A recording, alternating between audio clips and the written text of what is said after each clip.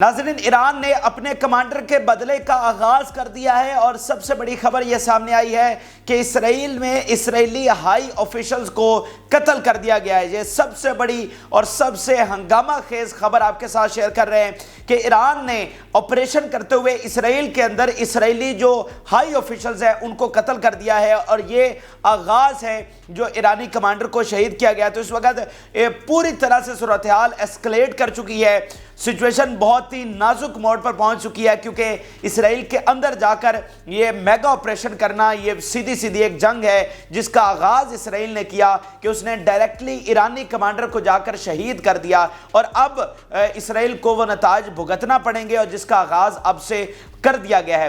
तो ये अहम तरीन तफसीलात आपके साथ शेयर करेंगे। इसके साथ साथ नाज़रीन, गज़ा से बहुत बड़ी खबरें हमारे पास आ गई हैं। गज़ा से बड़ी खबरें ये हैं कि जो टॉप कमांडर हैं, मज़ामती तहरीक के टॉप कमांडर, उनकी पहली तस्वीर सामने आ गई है।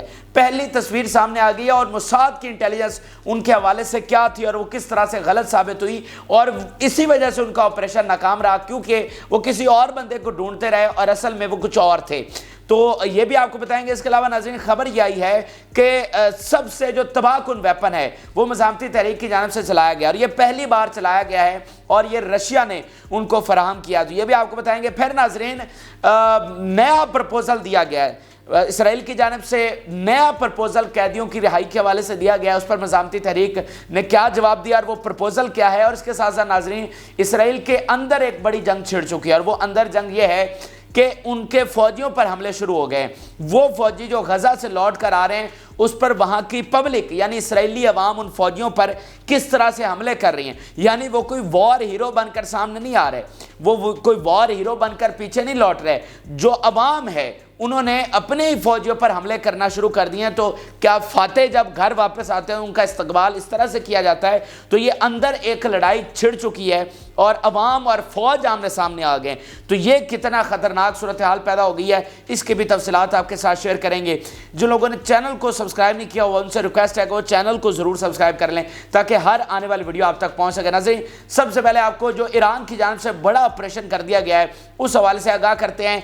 ईरानी कमांडर का शहीद किया जाना, इसको जंग के हवाले से टर्निंग पॉइंट कहा गया और हर घंटे के साथ वो ये टर्निंग पॉइंट साबित हो रहा है क्योंकि अब ईरान डायरेक्टली इस पूरे जंग में शामिल हो गया है। इससे पहले वो अपने प्रॉक्सीज के जरिए इस जंग में शामिल था और 6 महाज उसने खोल रखे थे, लेकिन अब बजाते खुद वो इस जंग में आ गया है और इसका आगाज आज इसराइल में एक मेगा ऑपरेशन करके किया गया है। ये नाज़रीन, बड़ी खबर ये सामने आई है कि Iran assassinated Israeli officers in Israel, जो इसराइली आर्मी ऑफिसर्स हैं उनको इसराइल के अंदर ऑपरेशन करते हुए हलाक किया गया है और ईरान ने कहा है कि अभी फिलहाल जो है वो इसकी डिटेल्स शेयर नहीं करेंगे कि कब, कहां, कैसे, कौन से ऑफिसर्स को हलाक किया गया, ठीक है ना। तो फिर इस हमले के साथ वो चीज़ भी साबित हो जाती है कि जो परसों नेतन्याहू को मारने की अटैम्प्ट हुई, उसको कत्ल करने की अटैम्प्ट हुई जो कि नाकाम रही। सो ये भी बहुत एक अजीब सी चीज़ है। फिर उधर सिफारत खानों पर जो हमले शुरू हो गए और ये सारा जो एक नई वेव आई है, ये जो हमलों का एक नया सिलसिला शुरू हुआ है, ये सारा कब हुआ है? जब ईरानी कमांडर को शहीद किया गया तो वो पूरी तरह से इस जंग में एक टर्निंग पॉइंट साबित हुआ है और यही मिलिट्री एक्सपर्ट भी कह रहे हैं कि इसराइल ने ये बहुत बड़ी गलती कर दी है क्योंकि उसने ईरान को डायरेक्टली एक जवाब दे दिया इस जंग में आने के लिए। और देखिए कि ईरान कितना शार्पली आगे मूव कर रहा है, उसने पूरी लेजिटिमेसी भी हासिल की है। उन्होंने यूएन को खत लिखा, उनके जनरल सेक्रेटरी को खत लिखकर कहा कि हम पर पहले हमला किया गया इसराइल की जानिब से, so we have a right to respond, हमारे पास ये हक है। हम जिस तरह आप कहते हैं ना, आप कहते हैं कि इसराइल के पास सेल्फ डिफेंस का हक है और वो तो सेल्फ डिफेंस जो है वो बच्चों और औरतों के खिलाफ करता है, वो तो निहत्थे लोगों पर बमबारी करके करता है। तो यहाँ पर तो रियल सेल्फ डिफेंस है ना, यहाँ पर तो उनका कमांडर शहीद किया गया, सबसे टॉप और सबसे पुराना कमांडर, ठीक है ना। तो उनके पास सेल्फ डिफेंस का राइट नहीं है। तो अब वो सेल्फ डिफेंस का राइट जो है वो ईरान ने इस्तेमाल करना जो है वो शुरू कर दिया है। इससे पहले अगर आप देखें इस कमांडर को शहीद करने से पहले तो दोनों मुल्कों के दरमियान पहले भी ऑपरेशंस एक दूसरे के खिलाफ हो रहे हैं। मिसाल के तौर पे साइबर हमले हम आपके सामने रिपोर्ट कर चुके हैं कि इसराइल ने साइबर हमला किया ईरान पर और उनकी फ्यूल सप्लाई को मुतासर करने की कोशिश की। फिर ईरान ने साइबर हमला किया इनके हॉस्पिटल पर जो कि इनके इंटेलिजेंस से रिलेटेड था और इनकी अहम तरीन इंफॉर्मेशन चुरा ली। फिर उन्होंने मोसाद के एजेंट्स पकड़े ईरान में जो ऑपरेट कर रहे थे, उनको पकड़कर कत्ल कर दिया। तो ये दोनों एक कोल्ड वॉर टाइप तो चीज़ें इनके खिलाफ आपस में चल ही रही हैं, लेकिन ये डायरेक्ट जो कन्फ्रंटेशन है, डायरेक्ट जो इंटरवेंशन है, ये पहली बार हुआ है जब जिसका आगाज है वो इसराइल ने किया। और अगर आप देखें कि ये जो आज हमलों में तेज़ी आई है हिजबुल्लाह के, यानी इसराइली मीडिया कह रहा है कि सबसे ज़्यादा 80 डेज़ ऑफ वॉर में सबसे ज़्यादा आज ये जो कल हमले किए गए हिजबुल्लाह की जानिब से और उनके फॉरेन मिनिस्टर को भी निशाना बनाया गया है, सबसे ज़्यादा मिसाइल जो हैं वो कल के रोज़ दागे गए हैं। तो ये कैटेगोरिकली जो तमाम एक्सेस ऑफ रेजिस्टेंस है, यानी एक्सेस ऑफ रेजिस्टेंस किस तरह से कहते हैं, ये जो नेटो का इत्तेहाद है ना नाज़रीन, उसके मुकाबले में ईरान ने ये एक्सेस ऑफ रेजिस्टेंस बनाई है जिसमें यमन, इराक, शाम, लबनान, इन सब की जो तंजीमें शामिल हैं उनको एक्सेस ऑफ रेजिस्टेंस कहा जाता है। तो ये वो कह चुके हैं कि इस ईरानी कमांडर की शहादत का जो बदला है वो एक इस पूरे जो मज़ामती तहरीक का इत्तेहाद है वहाँ से आएगा। और हिजबुल्लाह भी कह चुका है कि उनका बदला हम लेंगे, क्योंकि अब देखें ना कि हिजबुल्लाह को बनाने वाले वो कमांडर थे जिनको शहीद किया गया सैयद मौसवी, ये हिजबुल्लाह को बनाने वाले थे, तो उन्होंने तो पूरा पूरा बदला लेना है। सो नया ये जो एक वेव शुरू की गई है सिफारत खानों से लेकर नेतन्याहू के कत्ल के मुकदमे से लेकर अब ये आला ऑफिशियल्स को कत्ल करने से लेकर एंड देन हिजबुल्लाह के हमलों में तेज़ी से लेकर, ये एक पूरी नई वेव है।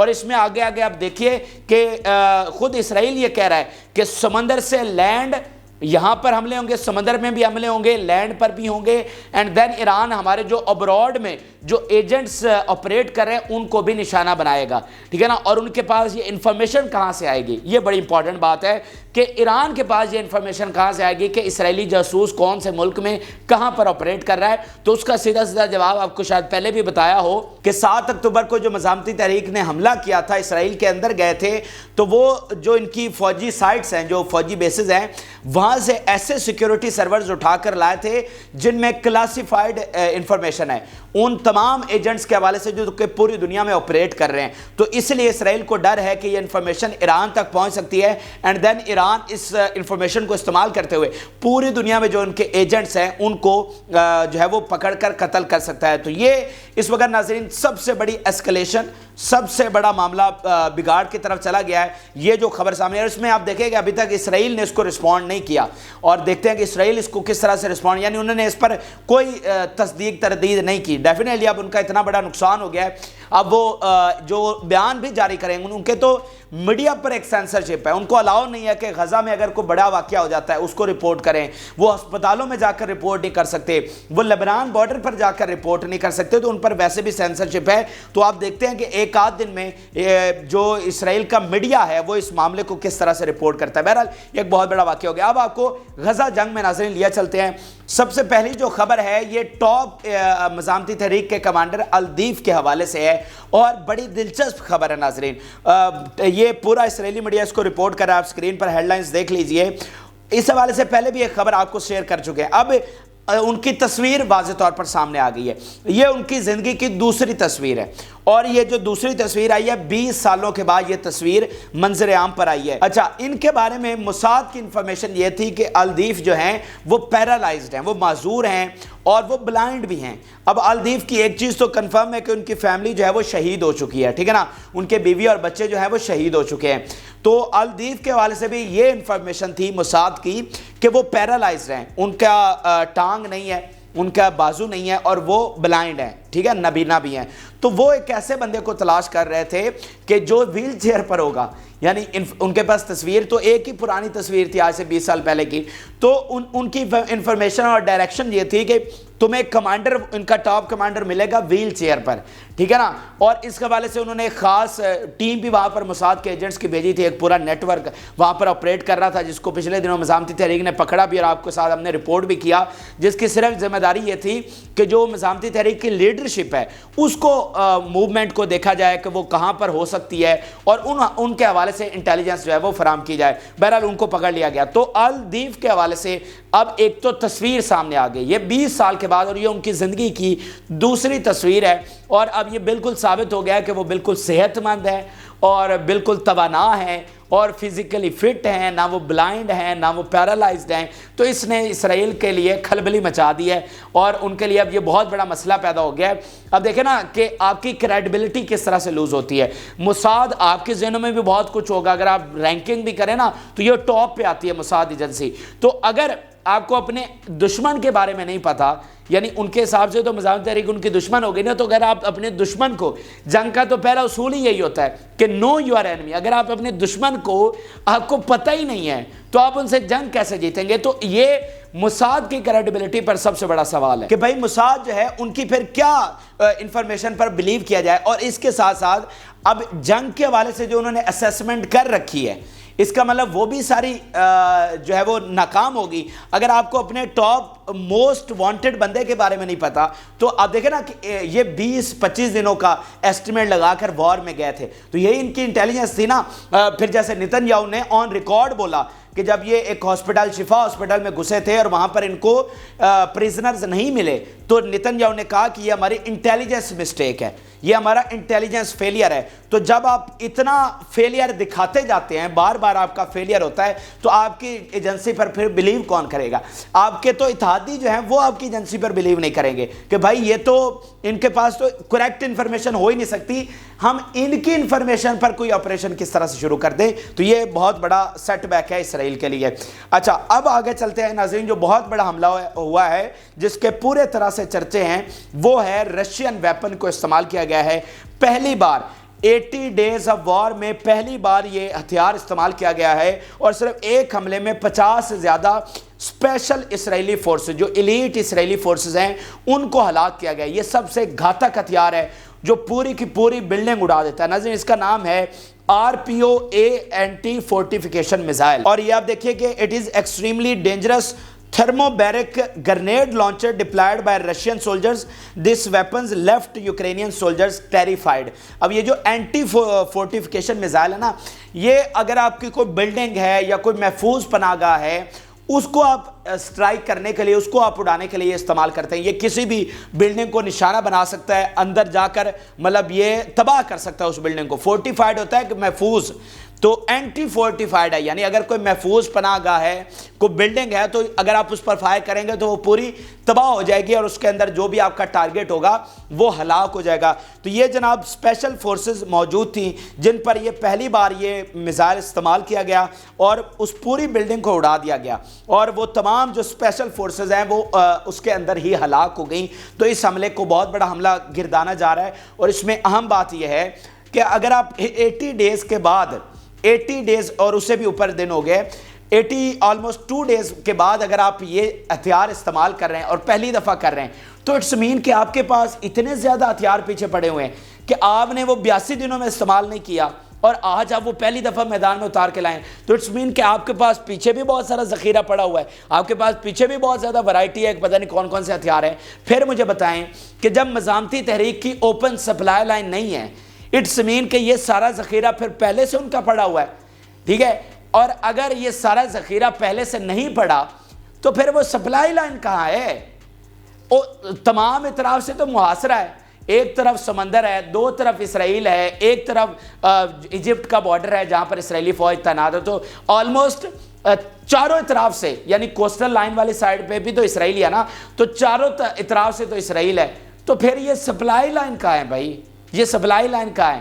تو یہ اب سب سے بڑا مسئلہ بنا ہوا ہے کہ اگر ذخیرہ ہے تو اتنا بڑا ذخیرہ ہے ان کے پاس, اور اگر سپلائی لائن ہے تو وہ کہاں ہے سپلائی لائن جو آپ کو اتنے دنوں سے نہیں مل رہی, اور محاصرہ بھی آپ نے کر رکھا ہے. تو یہ اس کا مطلب یہ آپ کا انٹیلیجنس فیلئر ہے, صحیح ہے نا. تو یہ بڑا مسئلہ ہے. پھر اگر آپ دیکھیں کہ پچھلے جو چند گھنٹے ہیں اس میں مزاحمتی تحریک ایک نئے انداز میں ہمیں نظر آئی ہے, اس کی نئی ہی صلاحیتیں جو ہے وہ سامنے آئی ہیں, اور حیران ہے ہر کوئی ملٹری ایکسپرٹ ہی حیران ہے کہ یہ اچانک سے ہو کیا گیا ہے. مثال کے طور پر آپ صرف پچھلے چند گھنٹوں کے آپریشن دیکھیے کہ ایک دم سے تبدیل کیسے ہو گئے.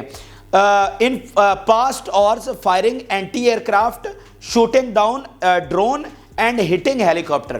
ٹھیک ہے, انہوں نے اینٹی ایئر کرافٹ جو ہے وہ فائر کیا, ان کا ڈرون گرا دیا, پھر ان کے ہیلی کاپٹرز گرا دیے, پھر یہ نیا ہتھیار استعمال کر کے اینٹی فورٹیفائڈ میزائل استعمال کر کے ان کی پوری اسپیشل فورس ایک اہم ترین بلڈنگ میں جو تھی, جو کہ محفوظ تھی ان کے مطابق, وہ ساری اڑا دی. تو بھائی یہ اچانک ہو کیا گیا ہے, یہ جنگ کا ایک دم سے پانسا کیسے پلٹ گیا ہے, یہ اب ان کو سمجھ نہیں آ رہی. اب ناظرین میں آپ کے سامنے دو انتہائی اہم بیان رکھنے جا رہا ہوں ان کی شکست کے حوالے سے, اور میرے خیال سے یہ آپ کے لیے بہت فائدہ مند ثابت ہوں گے. آپ کو بالکل سمجھ آئے گی کہ بھائی یہ کتنی بڑی شکست ان کو ہو رہی ہے.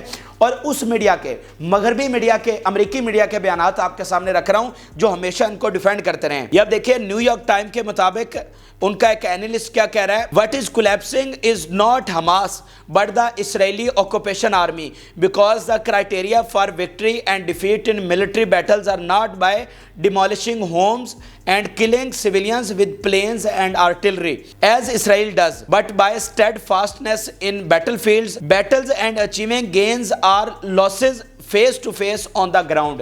اب یہ بڑی امپورٹنٹ بات ان کا اینالسٹ کہہ رہا ہے کہ تباہی کرنے سے, گھر گرانے سے, سویلینز کو شہید کرنے سے, عورتوں اور بچوں کو شہید کرنے سے اس کو وکٹری نہیں مانا جاتا, یہ وکٹری نہیں کنسیڈر ہوتی, بلکہ وکٹری کیا ہوتی ہے جب آپ فیس ٹو فیس جا کر مخالف آرمی سے لڑتے ہیں, اور اگر آپ ان کو نیوٹرلائز کرتے ہیں دین آپ اپنی وکٹری کنسیڈر کرتے ہیں.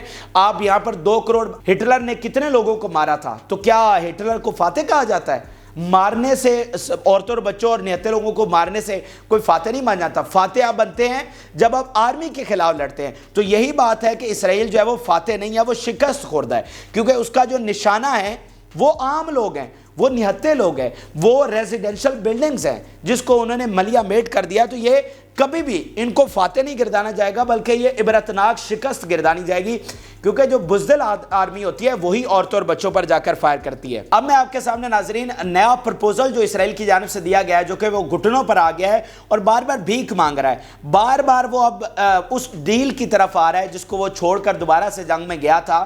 اب وہ بار بار اس کبھی کوئی پرپوزل دیتا ہے, پھر مزاحمتی تحریک کے جواب کا انتظار کرتا ہے.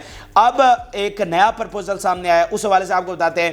یہ آپ کو آج سے 4 دن پہلے ہم نے اپڈیٹ کیا تھا کہ مصر میں دوبارہ سے مذاکرات شروع ہوئے ہیں. قطر سے اسماعیل ہانیہ وہاں پر پہنچے اور مذاکرات وہاں پر 2-3 دن ہوتے رہے, لیکن ایٹ دی اینڈ وہ بے نتیجہ ختم ہو گئے. ٹھیک ہے نا, ان کا کوئی آؤٹ کم نہیں نکل سکا. تو اب ایک نیا پرپوزل رکھا گیا ہے اسرائیل کی جانب سے, اور یہ اسرائیلی میڈیا رپورٹ کر رہا ہے. یہ ابھی تھوڑی دیر کا پہلے کا لیٹسٹ یہ پرپوزل آیا اسرائیل کی جانب سے.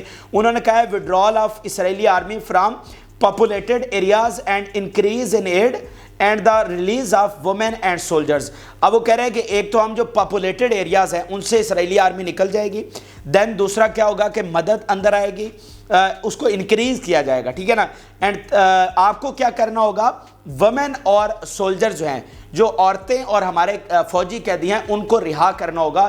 تو یہ ایک نیا پرپوزل آیا ہے اسرائیل کی جانب سے. آپ دیکھیں نا کہ وہ جو نکلے تھے غزہ کو مٹانے کے لیے, اور آج بھی اگر آپ ان کے بیانات دیکھیں تو پبلکلی وہ یہی کہہ رہے ہیں کہ ہم مٹا دیں گے, ہم ان کو مٹائے بغیر پیچھے نہیں ہٹیں گے, جنگ تب تک جاری رہے گی جب مزاحمتی تحریک کو ختم نہیں کر دیں گے, جنگ تب تک جاری رہے گی جب غزہ پر ہم مکمل قبضہ نہیں کر لیں گے, یہ مہینوں بھی جاری رہے گی لیکن ہم پیچھے نہیں ہٹنے والے ہیں. لیکن ادھر ساتھ ساتھ ڈیل بھی چاہ رہے ہیں, تو ڈیل اس طرح ملنے والی نہیں ہے. اسٹیٹڈ پالیسی ہے مزاحمتی تحریک کی, اور انہوں نے کہا کہ ایک تو ہم سرنڈر نہیں کریں گے. یہ یحییٰ سنوار کا بھی پہلا بیان آیا ہے 82 ڈیز کی وار میں کہ ایک تو ہم سرنڈر نہیں کریں گے, ہم آخری دم تک لڑیں گے. پھر انہوں نے 2 اسٹیٹ سولوشن کو بھی انکار کر دیا ہے, اور کمپریہنسو سیز فائر کا انہوں نے کہا ہے یہ چھوٹے موٹے پاز اور فلانا ڈھمکانا یہ ان کے لیے قابل قبول نہیں. اب دیکھیں کہ یہ مجبور کیوں ہو رہا ہے اسرائیل, اس کو نہ اپنے لوگوں کی پرواہ ہے, نہ اپنے قیدیوں کی پرواہ ہے, اور باقی ادھر فلسطینیوں کی تو ان کو پرواہ کیوں نہیں ہے. اصل میں نتن یاہو پر ناظرین پریشر بہت زیادہ ہے. مثال کے طور پہ ایک آپ دیکھیے اسرائیلی میڈیا کیا رپورٹ کر رہا ہے کہ tension at highest Israeli political and security level regarding the issue of kidnapped people. اب یہ مسئلہ یہ ہے کہ پریشر بہت زیادہ ہے نتن یاہو پر, فیملیز کا بہت زیادہ پریشر ہے, پولیٹیکل پریشر بہت زیادہ بلڈ اپ ہو رہا ہے, اور اسی لیے اس نتن یاہو یہ سمجھتا ہے کہ اس کی بقا جو ہے وہ صرف ان پریزنرز کو واپس لانے میں ہے, اور وہ جنگ چاہتا ہے کہ جنگ جاری رہے, اور بلکہ جنگ لمبا ہو جائے, ایران بھی اس میں شامل ہو جائے. وہ بڑی جنگ چاہتا ہے جس میں امریکہ بھی آ کر لڑے ان کے ساتھ, لیکن وہ چاہتا ہے کہ پریزنر جو ہے وہ واپس آ جائے تاکہ یہ جو پریشر اس پر اندر سے ڈیولپ ہو رہا ہے وہ کسی طریقے سے ختم ہو. مثال کے طور پہ یہ ان کے اپوزیشن لیڈر کا اسرائیلی اپوزیشن لیڈر کا بیان نیتن یاہو کے حوالے سے آپ دیکھیے. Israeli opposition leader Yair Lapid considered that Netanyahu cannot remain in office. Lapid told Israeli army radio, changing the prime minister in the middle of war is not a good thing, but the fact that he is in office is the worst. He can't continue. وہ کہہ رہے ہیں کہ بے شک جنگ کے درمیان لیڈر کو تبدیل کرنا اچھی چیز نہیں ہوتی، لیکن وہ ورسٹ ہے، وہ بدترین ہے آفس میں، اور اس کو فی الفور جو ہے وہ نکالنا چاہیے. اب ہمارے پاس اس کے علاوہ کوئی چارہ نہیں ہے. تو پبلک کا پریشر الگ سے ہے، اور جو اس طرح پولیٹیکل پریشر ہے وہ الگ سے ہے. جو اس کی وار کیبنٹ یعنی سیکیورٹی اسٹیبلشمنٹ ہے اس کے ساتھ الگ سے اس کا پھڈا چل رہا ہے، ڈیفینس منسٹر کے ساتھ، اسرائیلی آرمی چیف کے ساتھ. تو اسی لیے نیتن یاہو یہ چاہتا ہے کہ اس کو سروائیو کرنے کے لیے یہ ڈیل لینا بہت ضروری ہے، لیکن اس کو اس طرح سے ڈیل ملنے والی نہیں ہے. اب ناظرین میں آپ کے سامنے مختصراً رکھتا ہوں کہ اسرائیل کے اندر کتنی بڑی جنگ چھڑ چکی ہے. بڑا اس وقت بوائلنگ پوائنٹ پر ہے. آپ کو اسرائیلی سوسائٹی تاریخ میں کبھی ایسا نہیں ہوا کہ بالکل ایکسپلوڈ ہو جائے گی.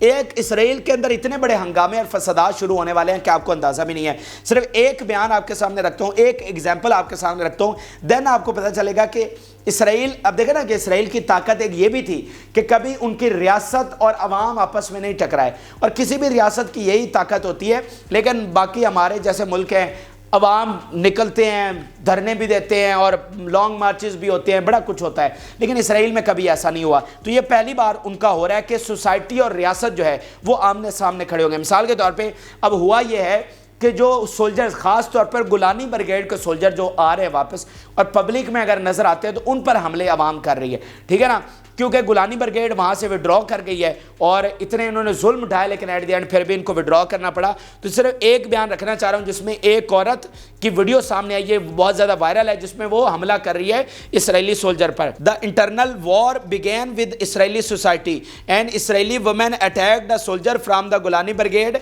and accused them of being murderer. This was before the war stopped. وہ کہہ رہا ہے کہ یہ ابھی تک تو جنگ چل رہی ہے، جنگ ختم ہونے سے پہلے یہ حال ہے. However, when the war stops, many reports and studies indicates that Israeli society will explode from within and be torn apart in a way beyond imagination. Perhaps the 5 years of internal conflicts that preceded the war confirm this. ٹھیک ہے نا. تو یہ اس وقت کی صورتحال ہے کہ ان کی سوسائٹی جو ہے نا وہ ایکسپلوڈ کرنے والی ہے، اور ابھی تو جنگ ختم نہیں ہوئی. تو یہ صورتحال ہے. تو وہ کہہ رہے ہیں کہ جو ہی جنگ ختم ہوگی تو آپ دیکھیں گے کہ ایک بہت بڑی تباہی جو ہے وہ اسرائیلی سوسائٹی کے اندر آئے گی. اب بلکہ میں تو یہ کہوں گا کہ یہ جنگ کے خاتمے کے ساتھ ہی ان کا بھی خاتمہ ہوگا، تو اس ایکسپلوڈ کرنے کی بھی ضرورت پیش نہیں آئے گی. یہ تو خود ان کا ڈیفینس منسٹر کہہ رہا ہے نا کہ اگر ہم جنگ ہار گئے تو ہم نے بچنا نہیں ہے. تو وہ بچیں گے تو پھر یہ احتجاج بھی ہوں گے. جب اسرائیلی حکومت ہی نہیں ہوگی تو پھر احتجاج کس کے خلاف ہوں گے؟ خیر یہ ان کا خود ڈیفینس منسٹر کہہ رہے ہیں. اب میں آپ کے سامنے آخر میں ایک خبر یہ ہے، یو اے ای نے جناب کینسل کر دیا ہے نیو یارک کی سیلیبریشنز. ٹھیک ہے نا. انہوں نے کہا کہ یہ جو نیا سال کی سیلیبریشن، آپ کو پتہ ہے دبئی میں یہ پورا ایک سیلیبریشنز ہوتی ہیں، ہر ایک ایونٹ پہ پوری دنیا سے لوگ آتے ہیں، تو انہوں نے اس کو کینسل کر دیا. اچھا، اس سے پہلے غالباً 1 مہینہ پہلے ان کا جو انڈیپینڈنس ڈے تھا، یو اے ای کا نیشنل ڈے تھا، اس میں انہوں نے اپنی تقریبات کو کینسل نہیں کیا تھا. قطر نے اور سعودی عرب نے کر دیا تھا لیکن انہوں نے نہیں کیا تھا. ان پر بہت زیادہ تنقید ہوئی تھی، تو اب انہوں نے ان تقریبات کو کینسل کر دیا اور کہا ہے کہ بالکل یہاں پر نیو یارک کی سیلیبریشنز نہیں ہوں گی. تو یہ تازہ ترین اور اہم ترین حقائق تھے جو کہ آپ کے ساتھ شیئر کیے. جن لوگوں نے چینل کو سبسکرائب نہیں کیا وہ ان سے ریکویسٹ ہے کہ چینل کو ضرور سبسکرائب کر لیں تاکہ ہر آنے والی ویڈیو آپ تک پہنچ سکے. اجازت دیجیے، اللہ حافظ.